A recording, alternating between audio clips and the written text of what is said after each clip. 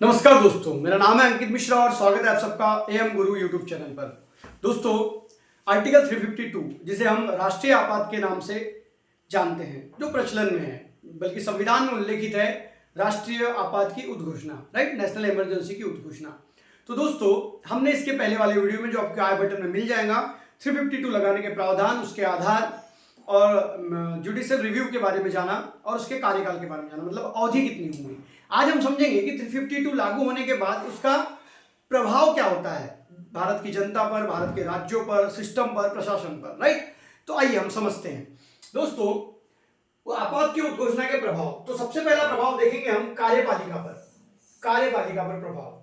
अनुच्छेद 353 क में बताया गया है कि आपात की उद्घोषणा होने पर केंद्र सरकार की कार्यपालिका का विस्तार किसी राज्य सरकार को निर्देश देने तक हो जाएगा। मतलब यह कि कोई भी केंद्र सरकार राज्य सरकार को निर्देश देंगी कि वो अपनी कार्यपालिका की शक्ति का प्रयोग किस प्रकार करे। मतलब राज्यों को जो पावर्स दिए गए हैं वो पावर्स आ गई केंद्र सरकार के पास। अब केंद्र सरकार राज्य सरकार को बताएंगी कि आपको किस प्रकार से कार्य करना है। सीधी भाषा में कहें तो आपात की उद्घोषणा लागू रहने के दौरान राज्य सरकार को केंद्र सरकार के निर्देशों के तहत शासन चलाना होगा। राज्य सरकार को केंद्र सरकार के निर्देशों के तहत शासन चलाना होगा। यदि आपात की उद्घोषणा पूरे भारत के लिए न होकर किसी क्षेत्र विशेष या कुछ राज्यों तक सीमित हो तो भी, मतलब अगर सिर्फ गोवा में इमरजेंसी लगाई गई है तो भी अगर केंद्र सरकार को लगता है कि गोवा को छोड़कर महाराष्ट्र में भी, महाराष्ट्र की सरकार को भी हमें निर्देश देने चाहिए, तो वो दे सकती है ना। तो केंद्र सरकार उन राज्यों के अलावा अन्य राज्य सरकारों को भी शासन संबंधी निर्देश दे सकती है। यूं कहें तो राज्य सरकार को संवर्ती सूची में, राज्य सरकार को राज्य सूची में जो कानून बनाने की ताकत दी गई है वो सारे के सारे अधिकार केंद्र सरकार के पास भी आ जाते हैं। Okay, next. तो इसका विधानमंडल पे क्या प्रभाव पड़ता है? ठीक है, हमने बोला कि कार्यपालिका कानून नहीं बना सकती और कानून बनाती भी है तो केंद्र सरकार जो इंस्ट्रक्शन देंगी उस हिसाब से कार्यपालिका मंत्रिमंडल कानून बनाएंगी। तो विधानमंडल जो होता है राज्य का, उस पर क्या प्रभाव होता है? तो 353 के अनुसार आपात की घोषणा के साथ ही संसद को राज्य सूची के विषयों पर कानून बनाने की शक्ति प्राप्त हो जाती है। ओके, आपात के दौरान राज्यों के विधानमंडल को निलंबित नहीं किया जा सकता। निलंबित किया जाता है नहीं। जब हमने राष्ट्रपति शासन पढ़ा तो मैंने आपको बताया था कि केंद्र सरकार चाहे तो विधानमंडल को निलंबित कर सकती है, लेकिन ये जो है नेशनल इमरजेंसी, इसमें निलंबित नहीं किया जाता, किंतु केंद्र और राज्यों के बीच विधायी शक्तियों के सामान्य विभाजन का निलंबन हो जाता है। मतलब ये कि राज्य सूचियों के विषयों पर भी राष्ट्रपति चाहे तो अध्यादेश निकाल सकते हैं, राष्ट्रपति चाहे तो राज्य सूचियों के विषयों पर भी कानून बना सकते हैं। समझ रहा है ना। तो देखो, अध्यादेश जारी, राष्ट्रपति राज्य सूची के विषयों पर अध्यादेश जारी करने की शक्ति प्राप्त कर लेता है यदि आपात की उद्घोषणा पूरे भारत की बजाय किसी राज्य क्षेत्र विशेष संबंध में भी की गई हो, तब भी संसद को अधिकार है कि वो शेष राज्यों के, अर्थात आपात की उद्घोषणा वाले राज्यों से भिन्न राज्यों के लिए भी कानून बना सके। मतलब वही फिर से कि गोवा में आपातकाल लगा है, नेशनल इमरजेंसी, और महाराष्ट्र के लिए केंद्र सरकार कानून बना रही है, वो ऐसा कर सकती है। आपातकाल में राज्य सूची के विषयों पर संशोधन द्वारा बनाए गए कानून ये बहुत अच्छा, आपातकाल की समाप्ति के 6 महीने बाद तक प्रभावी रहते हैं। अब इसकी तुलना कर लेते हैं हम राष्ट्रपति शासन से। इसकी तुलना कर लेते हैं हम राष्ट्रपति शासन से, जो कि राज्यों में लगाया जाता है 356 आर्टिकल के द्वारा, राइट। तो देखो, यहां पर मैं कहना चाहता हूं कि आपातकाल की समाप्ति, अब समझ लो, आपातकाल में राज्य सूचियों के विषयों पर केंद्र सरकार ने कानून बना दी तो क्या कानून वो लागू ही रहेंगे? नहीं, वो 6 महीने बाद तक ही प्रभावी रहते हैं। 6 महीने बाद तक अगर उसको प्रभावी रखना है तो उस राज्य सरकार को फिर से उस बिल को पारित करना होगा। और अगर राष्ट्रपति शासन के समय अगर कोई कानून बनाया जाता है तो वो 6 महीने में समाप्त नहीं होता, वो जारी रहता है। और अगर राज्य सरकार को उसे समाप्त करना है तो राज्य सरकार को प्रस्ताव पारित करके करना होगा। तो ये डिफरेंस है दोनों में, है ना। राष्ट्रपति शासन में जब राज्य सरकार के लिए केंद्र सरकार कानून बनाती है तो वो खत्म नहीं होता, यहाँ पे 6 महीने के बाद वो प्रभावी नहीं रहता। ओके, और ये स्पष्ट कहा किया गया है 250 आर्टिकल में स्पष्ट किया गया है। ओके, उसके बाद आपात की उद्घोषणा के प्रभाव काय पर? वित्त पर, इफेक्ट ऑन फाइनेंस। अब हमने तो कह दिया कि राज्य के लिए कानून बना सकती है, तो क्या राज्य के वित्त पर भी राष्ट्रपति और संसद का अधिकार आ जाता है राज्य के वित्त पर भी। तो देखिए अनुच्छेद 354 में बताया गया है कि आपात की उद्घोषणा के प्रवर्तन में होने के समय राष्ट्रपति केंद्र और राज्यों के मध्य राजस्व के वितरण से संबंध उपबंधों में संशोधन कर सकेगा। राज्य और केंद्र को जो वित्त का बंटवारा होता है उसमें संशोधन कर सकेगा। ये संशोधन उस वित्तीय वर्ष के समाप्त होने तक जारी रहेंगे, चाहे आपात की उद्घोषणा समाप्त हो गई हो। केंद्र और राज्यों के बीच जो वित्त का बंटवारा होता है उन नियमों में संशोधन किए जा सकते हैं और ये संशोधन 1 वर्ष तक जारी रहेंगे। कब तक जारी रहेंगे? 1 वर्ष तक जारी रहेंगे। अगर आपात की उद्घोषणा समाप्त हो जाती है तब भी जारी रहेंगे। अनुच्छेद 354(2) में स्पष्ट किया गया है कि यदि राष्ट्रपति राजस्व वितरण से संबंधित कोई आदेश जारी करता है तो उसे यथाशीघ्र संसद के प्रत्येक सदन के समक्ष रखा जाएगा। राष्ट्रपति ने कोई आदेश जारी किया है वित्त से संबंधित तो उसे संसद के दोनों सदनों के समक्ष रखा जाएगा। ओके। उसके बाद लोकसभा विधानसभा के कार्यकाल पे प्रभाव। तो देखिए अनुच्छेद 83(2) में बताया गया है कि यदि आपात की उद्घोषणा प्रवर्तन में है तो संसद विधि द्वारा लोकसभा के कार्यकाल को एक बार में 1 वर्ष तक बढ़ा सकती है। अगर नेशनल इमरजेंसी लगी हुई है तो संसद चाहे तो एक बार में 1 वर्ष तक का कार्यकाल बढ़ा सकती है। किसका? सदन का भी, है ना। देखिए लोकसभा और विधानसभा का दोनों का कार्यकाल बढ़ा सकती है एक बार में 1 साल के लिए। इसके बाद वो जितनी बार चाहे विधि द्वारा 1-1 वर्ष के लिए अवधि बढ़ा सकती है। मतलब लोकसभा का कार्यकाल 5 साल का है, विधानसभा का कार्यकाल 5 साल का है, नेशनल इमरजेंसी लगी हुई है, केंद्र सरकार को लगता है कि हमें अवधि बढ़ानी है, बढ़ा सकती है 5 से 6, 6 से 7, 7 से 8, ऐसा करते करते वो कितने भी दिनों तक सत्ता में बनी रह सकती है।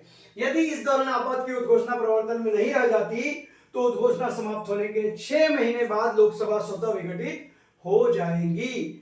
1 वर्ष का अतिरिक्त समय पूरा हो या ना हो, 1 वर्ष के लिए जो एक्सटेंशन दिया गया है वो पूरा हो या ना हो, अगर उद्घोषणा समाप्त हो जाती है तो कार्यकाल भी समाप्त हो जाएगा।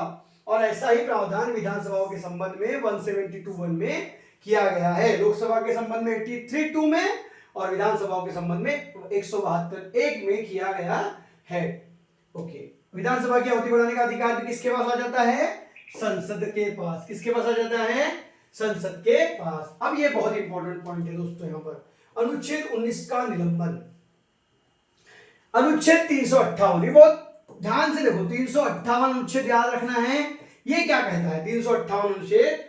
कि यदि युद्ध या बाह्य आक्रमण के कारण अनुच्छेद 352 के तहत संपूर्ण भारत या भारत के किसी भाग के लिए आपात की उद्घोषणा की गई है तो संविधान के अनुच्छेद 19 द्वारा दिए गए 6 मूल अधिकारों का निलंबन हो जाएगा। जो आर्टिकल 19 में आपको मूल अधिकार दिए हुए हैं उन 6 मूल अधिकारों का क्या हो जाएगा? निलंबन हो जाएगा अगर नेशनल इमरजेंसी लगी हुई है। ये कौन से आर्टिकल में लिखा है? ये लिखा है 358 आर्टिकल में लिखा हुआ है और इस पे सवाल भी आ चुके हैं बहुत सारी एग्जाम्स में। ओके।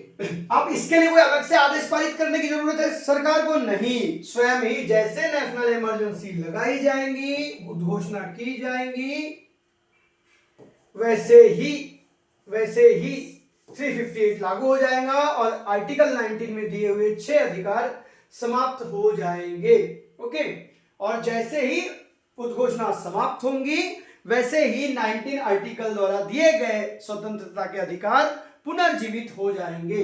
अब कोई ये बोल के कोर्ट नहीं जाएगा कि इमरजेंसी लगी थी तो हमारे 19 जो मूल अधिकार दिए उसका हनन किया गया, ऐसा कहकर कोई कोर्ट नहीं जा सकता, क्योंकि हमारा संविधान कहता है कि इमरजेंसी के समय 19 द्वारा दिए गए 6 स्वतंत्रता के अधिकार निलंबित हो जाएंगे। अब यहां पर 42वें संविधान संशोधन 1976 द्वारा क्या जोड़ा गया? पहले 1976 के द्वारा 358 में संशोधन करके यह जोड़ दिया गया कि यदि आपात की उद्घोषणा देश के किसी एक भाग में की गई हो तो भी देश के अन्य भागों के लिए बनाए गए कानूनों को अनुच्छेद 19 से संरक्षण दिया जाएगा। मतलब अगर दूसरे राज्य में भी कानून बनाए जा रहे हैं तो वहां पर भी 19 से संरक्षण दिया जाएगा, मतलब 19 निलंबित रहेंगे, है ना। स्वतंत्रता के अधिकार पूरे तरीके से निलंबित हो जाएंगे पूरे देश के लिए। ओके। अब यहां पर एक पॉइंट ये भी आ जाता है कि यहां पर 2 ही ऑप्शन लिखे हैं, युद्ध और बाह्य आक्रमण। युद्ध और बाह्य आक्रमण। यहाँ तीसरा आधार कौन सा है? आंतरिक अशांति, जिसको बदल दिया गया, अब क्या हो गया है? सशस्त्र विद्रोह। अगर सशस्त्र विद्रोह के नाम पर किसी प्रकार का इमरजेंसी लगाई जाती है तो 19 आर्टिकल निलंबित नहीं होगा, और यह प्रावधान 44वें संविधान संशोधन से जोड़ा गया है। यह प्रावधान 44वें संविधान संशोधन से जोड़ा गया है।